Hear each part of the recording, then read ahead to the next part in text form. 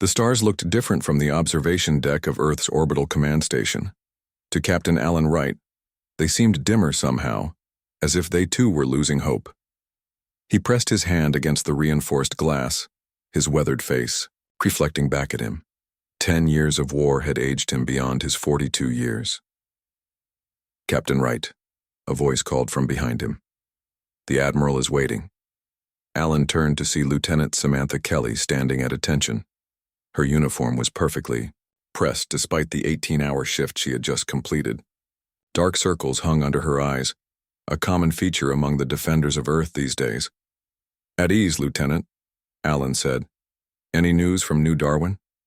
Samantha's shoulders dropped slightly, her professional mask slipping for just a moment. "We lost contact 3 hours ago. The colony is gone." Alan closed his eyes. 2 million people, families, children, all gone in an instant when the Vraxian ships appeared in orbit. The insectoid aliens never attempted communication before they attacked. They simply arrived and began their methodical destruction of human outposts. "That's the 3rd colony this month," he said quietly. "Yes, sir." Together they walked through the curved corridors of the station. Crew members hurried past, their faces tight with stress. Everyone knew how bad things had become. The Earth Defense Force had started the war with confidence, certain that human ingenuity would overcome the alien technology. That confidence had eroded with each passing year, each devastating defeat. The war room doors slid open with a soft hiss. Inside, a dozen officers stood around the central holographic display. The blue light illuminated their grim faces as they watched the simulation of the recent battle. In the center of the room stood Admiral Frank Porter, once a proud and confident leader. Now he looked like a man who hadn't slept in weeks. "Right." Porter nodded as Alan approached. "Glad you could. Join us." The hologram showed the last moments of New Darwin's defense fleet. The human ships, already outdated compared to the alien vessels, fought bravely. But the Vraxian weapons cut through their shields like they weren't even there. 26 ships against 4 Vraxian cruisers. Not one human vessel survived. "Play it again," Porter ordered. "Focus on their new weapon system." The simulation reset. This time, Alan watched carefully as one of the alien ships fired what looked like a purple beam of energy. When it touched a human destroyer, the ship simply came apart, as if the very atoms that held it together had forgotten how to bind. "Some kind of molecular disruptor," said Commander Greg Henson, the fleet's chief tactical officer. "Our scientists have no idea how it works. The Vraxians are centuries ahead of us technologically." Porter shut off the display with a sharp gesture. "I've received a message from their command ship," he said, his voice flat. "The Vraxians have demanded our unconditional surrender." The room fell silent. Surrender meant extinction. Everyone knew it. The Vraxians didn't take prisoners. They harvested resources, including biological ones. "They've given us 7 days to comply," Porter continued. "After that, they'll begin systematic bombardment of all remaining human settlements, starting with Earth." Lieutenant Kelly spoke up. "What about the outer colonies? Could we evacuate?" "There's nowhere to run," Commander Henson interrupted. "They've cut off every hyperspace route out of the system. We're trapped." Alan studied the star map on the wall. Humanity had expanded to 12 colony worlds over the past century. Now only Earth, Mars, and Europa remained under human control.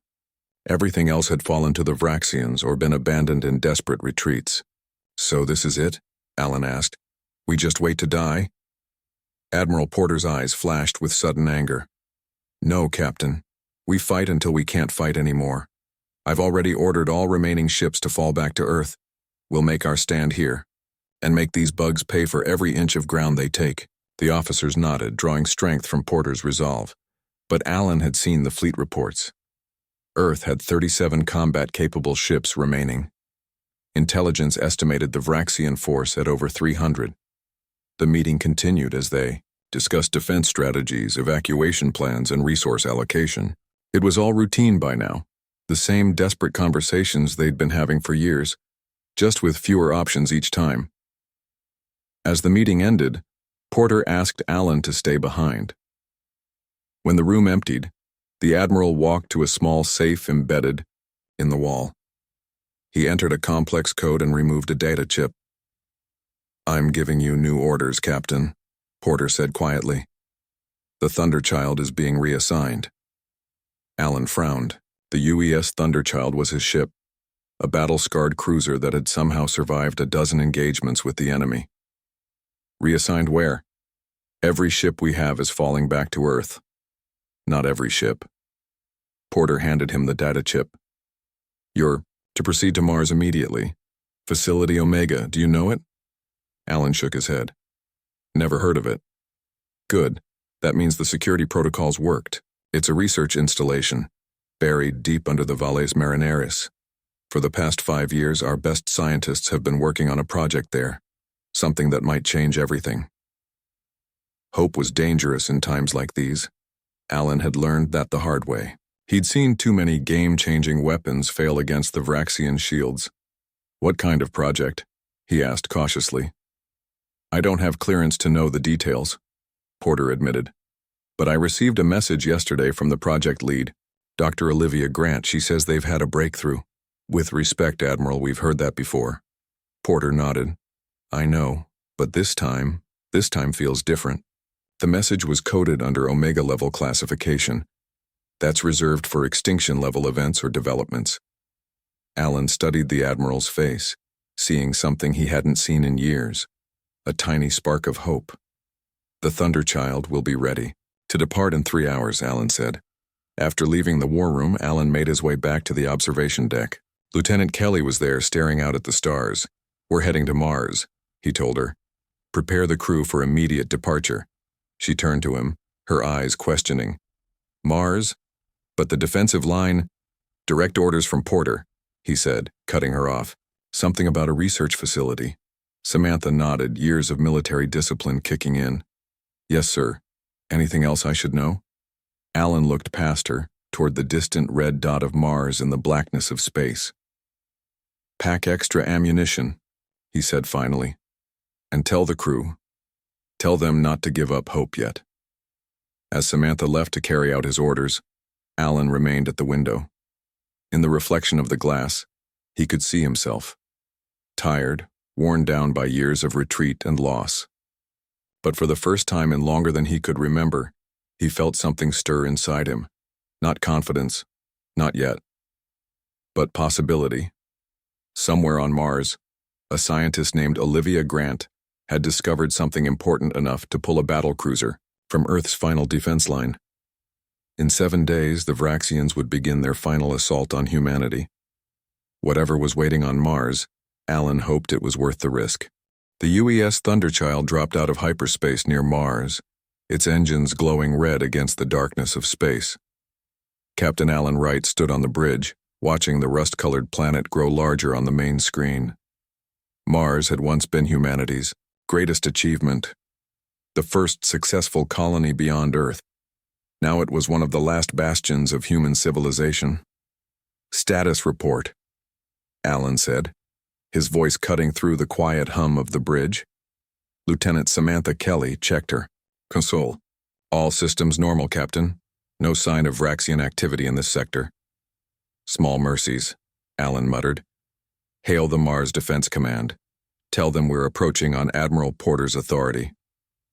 The communications officer, Ensign Peter Clark, sent the message. Moments later, a gruff voice responded through the speakers. "Thunderchild, this is Mars Defense. We've been expecting you. Transmitting coordinates for your approach vector now." Alan frowned as the coordinates appeared on his screen. "These will take us to the far side of Valles Marineris," he said, "away from any established bases." "Those are the coordinates, sir," Ensign Clark confirmed. "Then that's where we're going. Lieutenant Kelly, take us in." The Thunderchild descended through the thin Martian atmosphere. The ship was a cruiser, not designed for planetary landings, but Samantha guided it expertly. As they approached the massive canyon system known as Valles Marineris, Alan saw nothing but red dust and rock formations. "I don't see any facility," Commander Bill Rogers, the ship's executive officer, said as he squinted at the screen. Alan checked the coordinates again. It must be underground. Slow to hover and scan the area. The ship's sensors swept the canyon floor. After a moment, Ensign Clark looked up in surprise. "Sir, I'm detecting a massive power signature beneath the surface. It's bigger than anything I've seen outside of Earth's main reactor grid." As if in response to their scans, a section of the canyon floor began to move. Dust and rock slid away, revealing a massive set of steel doors large enough to accommodate the Thunderchild. "I guess that's our invitation," Alan said. "Take us in, Lieutenant." Steady as she goes, the Thunderchild descended slowly through the opening. The doors closed above them, and bright lights illuminated a vast underground hangar. Alan had never seen anything like it. The chamber was large enough to hold a dozen ships the size of the Thunderchild. Currently, it held only one other vessel. Alan stared at it through the view screen. What in the world is that? The ship before them was unlike any human vessel he had ever seen. Its hull was dark, almost black, with strange patterns that seemed to shift when viewed directly. It was smaller than the Thunderchild, but shaped like a predator, sleek and dangerous. "That," said a woman's voice over the comm system, "is humanity's last hope." After landing, Alan led a small team, including Lieutenant Kelly and Commander Rogers, into the facility. They were met by a woman in her late 40s with short gray hair and intense green eyes. "Captain Wright," she said, extending her hand. "I'm Dr. Olivia Grant, Project Director. Thank you for coming so quickly." Alan shook her hand. "Admiral Porter didn't give us much choice. He also didn't tell us what we're doing here." Dr. Grant nodded. "Security protocols. Follow me, please." She led them through a series of corridors, into what appeared to be a control center. Dozens of scientists and engineers worked at stations surrounding a holographic display of the strange ship they had seen in the hangar. "Welcome to Project Nemesis," Dr. Grant said. "For 5 years we've been working here in complete secrecy. Most of Earth's military leadership doesn't even know we exist." "What exactly is Project Nemesis?" Samantha asked. Dr. Grant gestured to a tall, thin man with glasses who approached them. "This is Eric Bennett, our chief engineer. He can explain better than I can." Eric nodded nervously. "The ship you saw is the UES Nemesis. It's not entirely human technology." Alan felt his body tense. "Vraxian?" "Partially," Eric admitted. "After the Battle of Proxima Centauri, we recovered pieces of a damaged Vraxian scout ship. For years, our scientists couldn't make sense of their technology. The physics didn't seem to follow our understanding of the universe." Dr. Grant took over. "Then we had a breakthrough. We realized we were thinking too conventionally. The Vraxians don't use standard energy systems like we do. They manipulate quantum fields directly." Alan looked between them. "And you figured out how to do the same?" "Not exactly," Dr. Grant said, "but we've learned enough to develop a countermeasure, a quantum displacement field that can disrupt their technology." She gestured to the holographic display, which now showed a simulation of the Nemesis approaching a Vraxian warship. A wave of energy expanded from the human vessel, and when it touched the alien ship, all its systems went dark. "In theory," Eric said, "the quantum displacement field will shut down any Vraxian technology it touches. Their weapons, shields, engines, all of it." "In theory?" Commander Rogers asked. "You haven't tested it?" Dr. Grant looked uncomfortable. "We've tested it on the small artifacts we recovered. It works. But we haven't had the opportunity to test it against an actual Vraxian ship." Alan understood what they were saying. "So you've built an experimental weapon that might disable the Vraxian fleet, but you don't know if it will actually work?" "Yes," Dr. Grant said simply. "That's why you're here. The Nemesis is ready for its first real mission, but we need a crew. Admiral Porter spoke highly of you and your people." Alan laughed without humor. "Let me get this straight. You want me and my crew to take an untested ship with experimental weapons against the most powerful alien fleet humanity has ever encountered?" "Not the entire fleet," Eric corrected. "Just their command ship." A new voice joined the conversation. "The Vraxians operate on a hierarchical system. Cut off the head and the body falters." Alan turned to see a woman with long blonde hair approaching them. She wore the same lab coat as the others, but carried herself with military precision. "This is Dr. Kate Lewis, our quantum physicist," Grant introduced her. "She's right. If we can disable their command ship, it will throw their entire fleet into disarray." Alan looked at the holographic ship again. "And you think this vessel can get close enough to their command ship to use this weapon?" Dr. Lewis nodded. "The Nemesis has stealth technology adapted from Vraxian cloaking systems. It's not perfect, but it should allow you to approach undetected." "Should," Alan repeated. He turned to his officers. "What do you think?" Lieutenant Kelly studied the hologram carefully. "If it works, it could change everything, but if it fails, we die," Commander Rogers finished bluntly. "But we're probably going to die anyway when the Vraxians attack Earth." Alan couldn't argue with that logic. With Earth's defenses crumbling, and the alien ultimatum ticking down, they had little to lose. "How long would it take to prepare the ship for launch?" he asked. Dr. Grant exchanged glances with her colleagues. "That's the other problem. The system is unstable. We need more time to perfect it." "How much time?" "Ideally, months. But given the Vraxian ultimatum?" Eric trailed off. "We have 3 days," Alan said. "Can you get it ready in 3 days?" Dr. Grant took a deep breath. "We can try." Alan looked on one more time at the strange ship that might be humanity's salvation. "Then let's get to work." For 3 days, the underground facility on Mars buzzed with frantic activity. Engineers worked around the clock making final adjustments to the experimental ship. Scientists ran simulation after simulation, trying to perfect the quantum displacement field. And Captain Alan Wright's crew from the Thunderchild trained on the unfamiliar systems of the UES Nemesis. Alan stood in the ship's bridge, which looked nothing like the bridges of other human vessels. Instead of rows of stations facing forward, the Nemesis had a circular command center with holographic displays that could be manipulated by hand gestures. At the center was a single chair, the captain's seat, surrounded by 5 workstations. "How's it coming?" Alan asked, as lieutenant. Samantha Kelly tried to navigate the ship's unusual control systems. She frowned in concentration. "It's strange, sir. The controls don't respond like normal ships. It's almost like the system is trying to read my intentions rather than my inputs." "That's exactly what it's doing," Dr. Kate Lewis said as she entered the bridge. "The Vraxians use a semi-organic interface system. The controls adapt to the user over time." Alan raised an eyebrow. "Semi-organic? Are you saying this ship is alive?" "Not alive," Kate corrected. "But not entirely mechanical either. Think of it as somewhere in between." Before Alan could respond, his communicator beeped. "Captain Wright?" Dr. Grant's voice came through. "We need you in the main lab immediately." In the laboratory, Dr. Grant and Eric Bennett stood before a large screen showing the latest simulation results. Their faces told Alan everything he needed to know.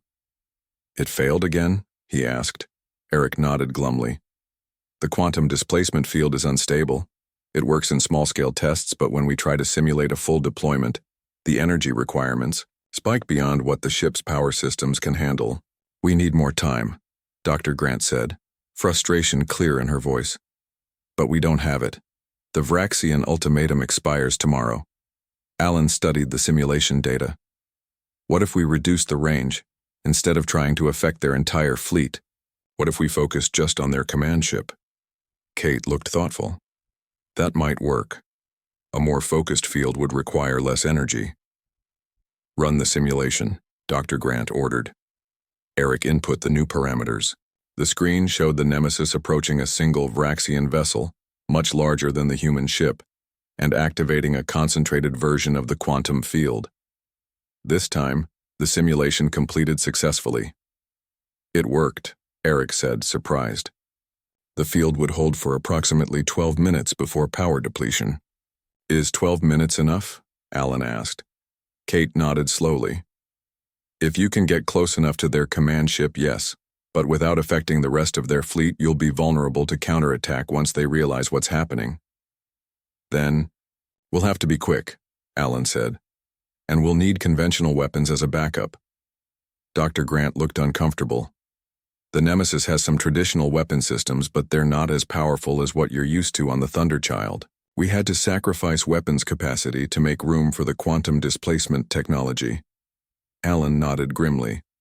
So we'll have one shot at this. Get close, disable their command ship, and destroy it before the rest of their fleet can respond. Essentially, yes, Dr. Grant confirmed. When do we leave? Alan asked. The final systems check will be complete in 6 hours. After that, it's your show, Captain.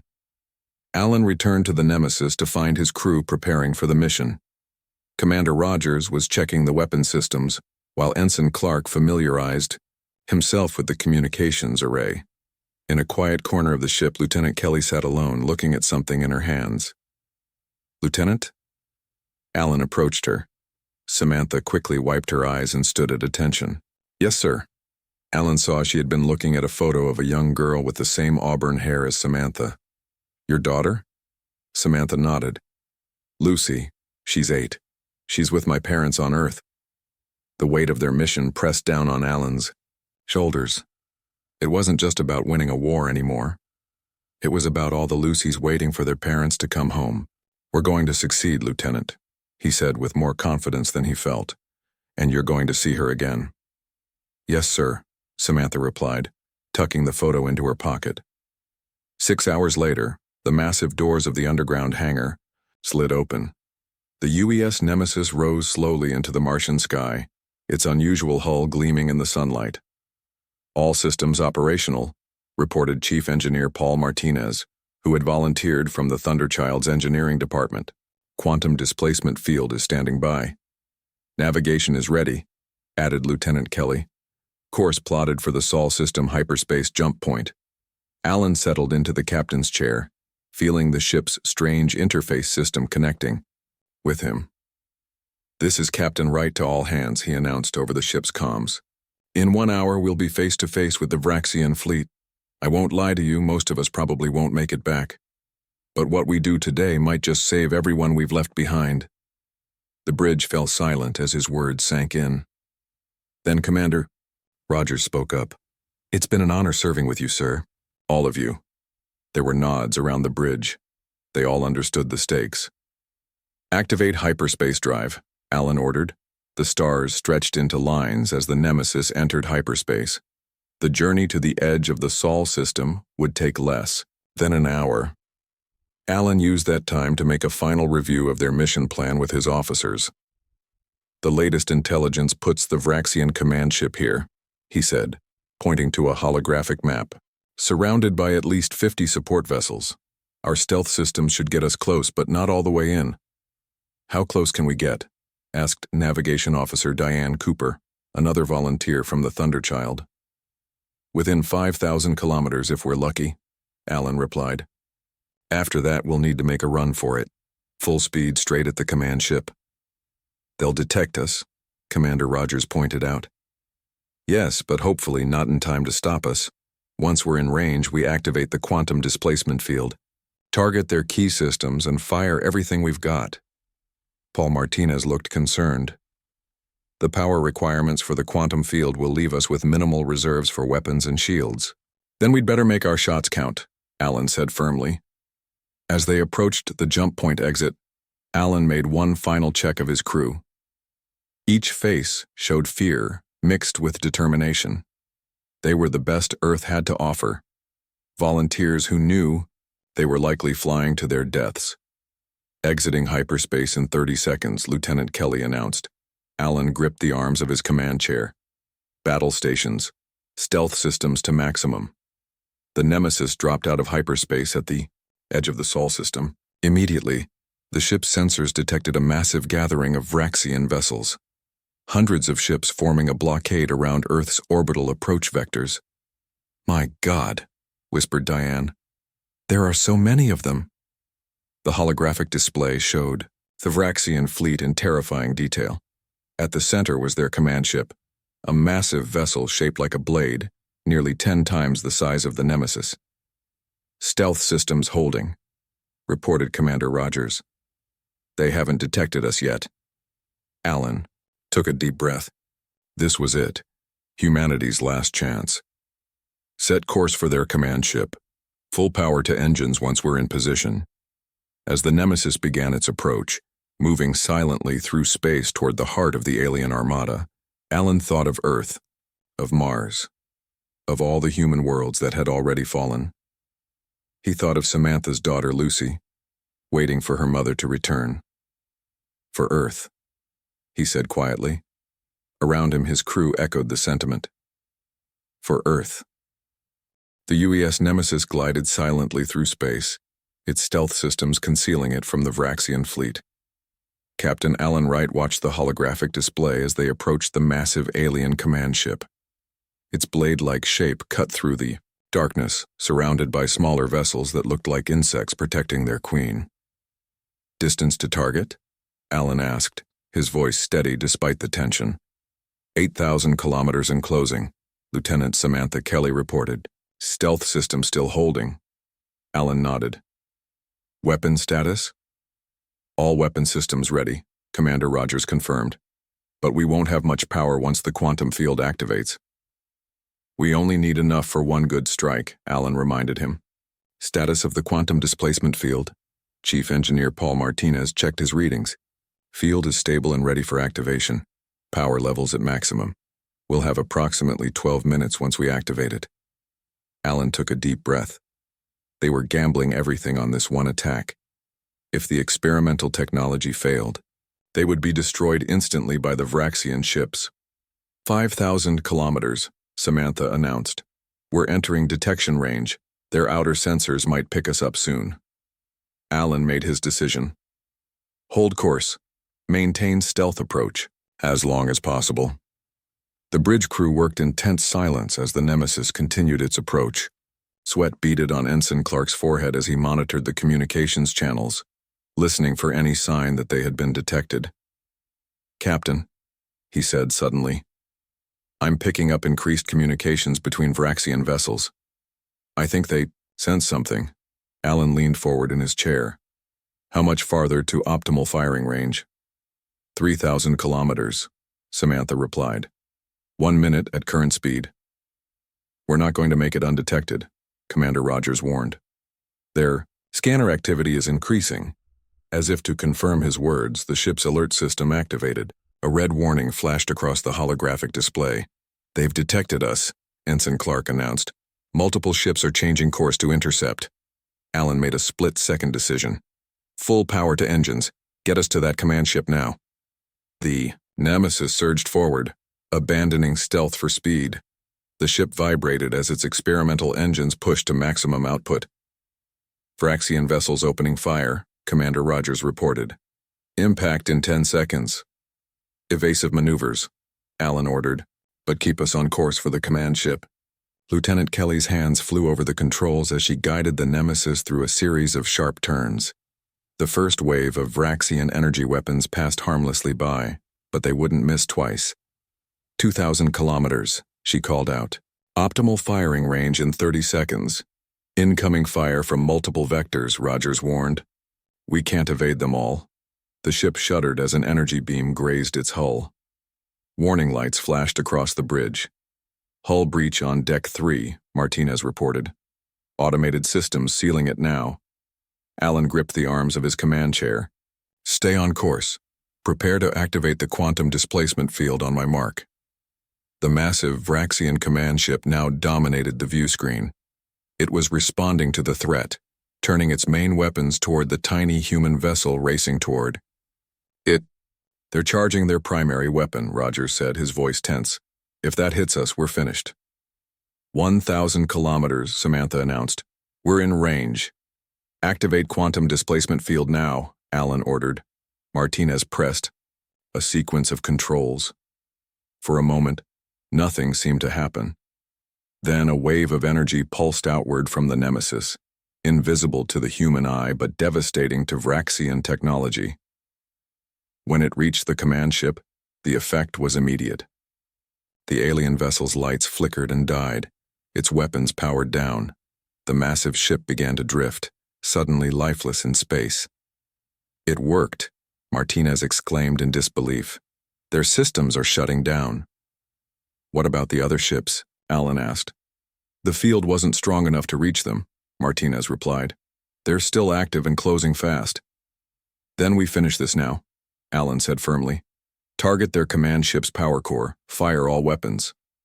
Commander Rogers activated the weapon systems. The Nemesis unleashed everything it had: missiles, energy beams, and railgun projectiles, all aimed at the vulnerable command ship. Without its shields, the Vraxian vessel was defenseless. The human weapons tore into its hull, creating a chain reaction of explosions that ripped through the massive ship. "Direct hit on their power core," Rogers reported. "They're breaking apart." The crew watched in awe as the Vraxian command ship began to disintegrate, secondary explosions cascading through its structure. But there was no time to celebrate. "Multiple Vraxian vessels approaching," Samantha warned. "They'll be in firing range in 20 seconds. Quantum field status?" Alan asked. "Still active," Martinez replied. "But power levels are dropping fast. We have maybe 7 minutes left." Alan studied the tactical display. With the command ship destroyed, the remaining Vraxian vessels seemed disorganized. Some were still approaching, the Nemesis, but others were holding position as if waiting for orders that would never come. "They're confused," Alan realized. Just as Dr. Lewis predicted, without their command ship, their hierarchy is disrupted. "They're still dangerous," Rogers pointed out, "and they outnumber us hundreds to one." Alan nodded. "Status of our weapons?" "Depleted," Rogers replied grimly. "We used almost everything on the command ship. We have maybe 2 missile salvos left." "And our engines?" Martinez checked his console. "Operating at 60%. The power drain from the quantum field is affecting all systems." Alan made a quick calculation. They couldn't fight their way out. They had to use the confusion to their advantage. "Lieutenant Kelly, plot a course through their formation. Find us the fastest path out of here." Samantha worked quickly. "Course plotted, but we'll have to pass close to several of their ships." "Do it," Alan ordered. "Full power to engines." The Nemesis turned and accelerated away from the debris field that had once been the Vraxian command ship. As they moved, Alan watched the holographic display, waiting for the alien vessels to pursue. But something unexpected was happening. The Vraxian ships were not only confused, they were failing. As the Nemesis passed near them, their systems began to flicker and die, just as the command ships had done. "Sir," Martinez said in surprise, "the quantum field is affecting the other ships as we pass them. Not as completely as it did the command ship, but it's disrupting their systems." "How is that possible?" Alan asked. "I thought the field wasn't strong enough to reach them." "It wasn't at distance," Martinez explained. "But up close it's still effective. And there's something else. The field is getting stronger." "Stronger? How?" Martinez shook his head, baffled. "I don't know. It's as if it's feeding on the energy from the Vraxian ships it disables. The more ships we pass, the stronger the field becomes." A wild hope began to grow in Alan's mind. "Change of plans. Lieutenant Kelly, take us through the heart of their fleet. Commander Rogers, monitor the effect on each vessel we pass." The Nemesis altered course, heading directly into the densest cluster of Vraxian ships. As they passed each alien vessel, its systems failed, weapons and engines shutting down. And with each disabled ship, the quantum field surrounding the Nemesis grew stronger. "This is incredible," Martinez said, watching his readouts in amazement. "The field is expanding. Its range is now twice what it was when we activated it." Alan allowed himself a smile. "Send a message to Earth. Tell them the Vraxian command ship has been destroyed and their fleet is being neutralized." For the first time in 10 years of war, humanity had gained the upper hand. And they had done it in less than an hour. In the war room of Earth's orbital command station, Admiral Frank Porter stared at the message that had just arrived. He read it 3 times, not quite believing the words. "This is UES Nemesis. The Vraxian command structure has been eliminated. Their fleet is disabled. We've won." The officers around him stood in stunned silence. For 10 years, humanity had known nothing but defeat and retreat. The idea of victory seemed almost impossible to grasp. "Is this confirmed?" Porter finally asked. The communications officer nodded. "Yes, sir. We're receiving telemetry data from the Nemesis. The Vraxian fleet is in disarray. Over 70% of their vessels are non-operational, and the number is increasing. Porter took a deep breath. Send word to all remaining human forces. The Vraxian threat has been neutralized. He paused, then added, and get me a direct channel to the Nemesis. I want to speak to Captain Wright personally.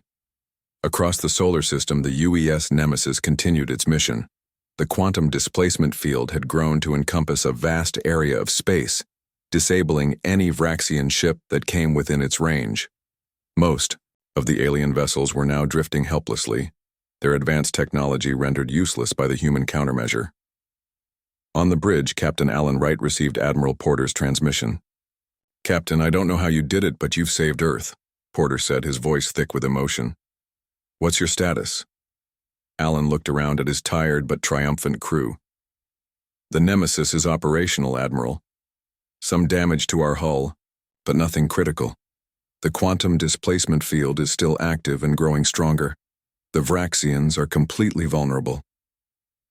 "Can you make it back to Earth?" "Affirmative. We'll need to maintain the field until we're sure all Vraxian ships are neutralized, but we can navigate at reduced speed.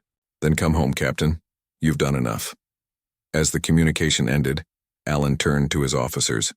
"You heard the Admiral. Let's go home." The journey back to Earth took longer than their outbound flight. The Nemesis had to move carefully, through the disabled Vraxian fleet, and the power requirements of maintaining the quantum field limited their engine output. But with each passing hour, more Vraxian ships fell silent, their technology unable to withstand the expanding wave of quantum disruption. Chief Engineer Martinez spent the journey studying the field's unexpected behavior. "It's fascinating," he told Alan during a quiet moment on the bridge. "The field isn't just disabling their technology, it's permanently damaging it. Even if the field were to collapse now, their systems wouldn't recover." "So we've not only won this battle," Alan said, "we've removed their technological advantage permanently?" "It looks that way," Martinez confirmed. "Their quantum-based systems are being reduced to the equivalent of our conventional technology, maybe even less advanced." The implications were enormous. For the first time since the war began, humanity could face the Vraxians as equals, not as technologically inferior opponents. When the Nemesis finally approached Earth, they were met by an escort of every operational ship humanity had left. The crews of these vessels cheered as the experimental ship passed by, its unusual hull now bearing the scars of battle. News of their victory had spread across the remaining human colonies. On Earth, Mars, and Europa, people celebrated in the streets. The nightmare that had lasted for a decade was finally over. The Nemesis docked with Earth's orbital station, and as Alan and his crew disembarked, they were greeted by Admiral Porter and a crowd of officers and officials. "Captain Wright," Porter said formally, shaking Alan's hand. "On behalf of all humanity, thank you." Alan nodded, uncomfortable with the attention. "My crew deserves the credit, Admiral, and the scientists who developed the technology." "They'll all be recognized," Porter assured him. "But right now, we need your help planning our next steps. The Vraxians are disabled but not defeated. We need to press our advantage." In the days that followed, the UES Nemesis became the centerpiece of humanity's counteroffensive. With its quantum displacement field leading the way, Earth's remaining ships recaptured the lost colonies one by one. The Vraxians, stripped of their technological superiority, were unable to resist effectively. 1 month after the Nemesis's historic mission, Alan stood at a memorial service on Earth. Thousands had gathered to honor those who had fallen during the 10-year war. Names were read aloud, soldiers, civilians, entire colonies that had been lost. When it was Alan's turn to speak, he looked out at the crowd, seeing faces filled with both grief and hope. "We won this war not because we were stronger or more advanced," he told them, "but because even in our darkest hour, we refused to stop innovating, refused to stop believing that we could find a way. That's humanity's true strength, and that's what will carry us to the stars." After the ceremony, Alan met with Dr. Olivia Grant and her team. The scientists had been working non-stop to understand and improve the quantum displacement technology. "We've made significant progress," Olivia, told him. The next generation of ships will have more stable quantum field generators, and we're learning more about Vraxian technology every day. What about the Nemesis? Alan asked. What happens to her now? She's being refitted, Olivia said with a smile. Admiral Porter wants her to lead the new fleet, and he wants you to remain her captain. Later that evening, Alan visited Lieutenant Samantha Kelly at her home. She opened the door with a young girl at her side, Lucy, the daughter Alan had seen in the photograph. Captain, Samantha said, surprised. I wasn't expecting you. I wanted to deliver this personally, Alan said, handing her an official document. You've been promoted to commander. The Nemesis needs an executive officer for its next mission. Samantha took the document, her eyes wide. Thank you, sir. But what mission? Exploration, Alan replied. With the war over, it's time we returned to our true purpose, discovering what's out there. The Nemesis leaves in 2 weeks. He knelt down to Lucy's level. Your mom is one of the bravest officers I know. She helped save everyone. Lucy smiled shyly. Will she have to go away again? Alan looked up at Samantha. That's up to her. Samantha knelt beside her daughter. It would be a different kind of mission this time, sweetheart. Not fighting, but exploring. And maybe you could come with me. Alan stood. The Nemesis is being refitted with family quarters. Admiral Porter thinks it's time we remembered what we're fighting for. Families belong together even among the stars. As Alan walked away from Samantha's home, he looked up at the night sky. The stars seemed brighter somehow, full of possibility, instead of threat. For the first time in a decade, humanity was looking to the future with hope instead of fear. The UES Nemesis had turned the tide of war in just 1 hour. But the peace it had won would last for generations.